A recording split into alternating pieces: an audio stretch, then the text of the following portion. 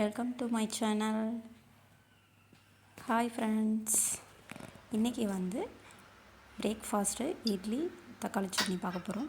First ஒரு கடாயில் எண்ணெய் ஊற்றி காய வச்சுட்டு கொஞ்ச நேரம் கழித்து வெங்காயம், தக்காளி, பச்சை மிளகாய், பூண்டு இதெல்லாம் போட்டு வதக்கணும்.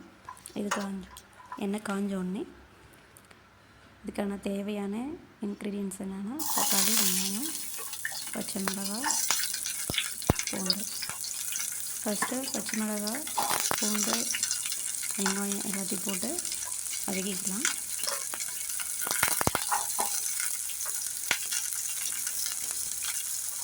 இது நல்லா வதங்கணும்.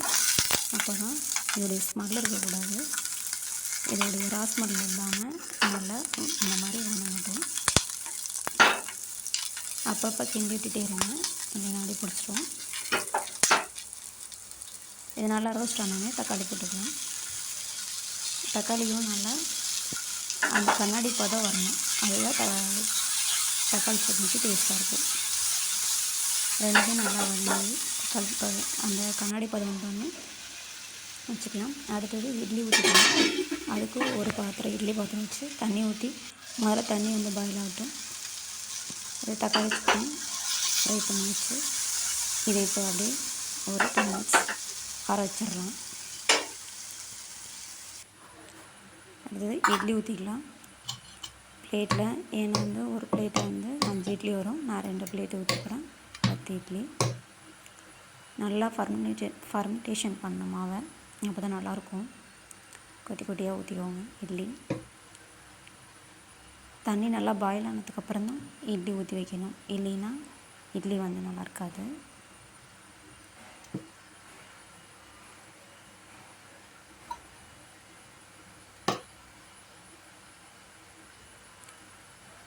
எல்லாத்தட்டும் இட்லி ஊற்றோடனே அடுப்பில் வச்சிடலாம்.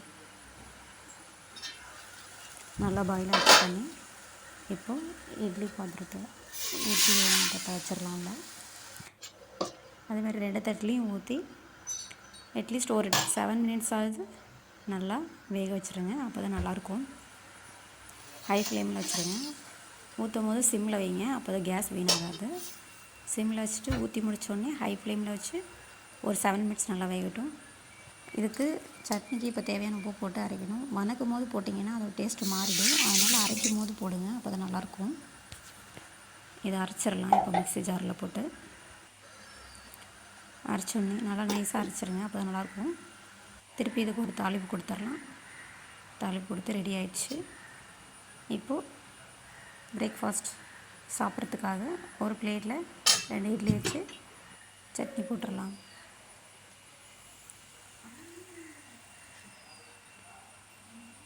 அவ்வளோதான், காலையில் பிரேக்ஃபாஸ்ட்டு இட்லி தக்காளி சட்னி. உங்களுக்கு இந்த வீடியோ பிடிச்சிருக்கணும் நினைக்கிறேன். நீங்கள் உங்களுக்கு பிடிச்சிருந்தா லைக் பண்ணுங்கள், ஷேர் பண்ணுங்கள், ப்ளீஸ் சப்ஸ்கிரைப் பண்ணுங்கள். உங்களுடைய சப்போர்ட்டை கொடுங்க. எப்படி இருக்குன்னு டேஸ்ட் பண்ணிட்டு கமெண்ட்டில் சொல்லுங்கள். பாய்.